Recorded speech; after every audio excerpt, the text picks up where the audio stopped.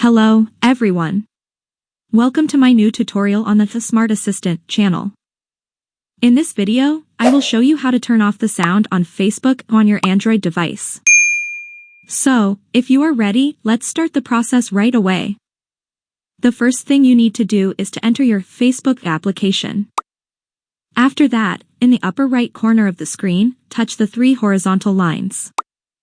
Now, in the upper right corner of the screen, find the gear icon and touch it. In this part, scroll down, find the media option and enter it. Once you have done that, now in the video and photo settings section, touch the switch option, sounds in the app to turn it on. This way, you have turned off the sound on Facebook on your Android device. Very easy and simple. I hope this video helped you. If it did, like it and follow my channel. Thank you for watching. Goodbye.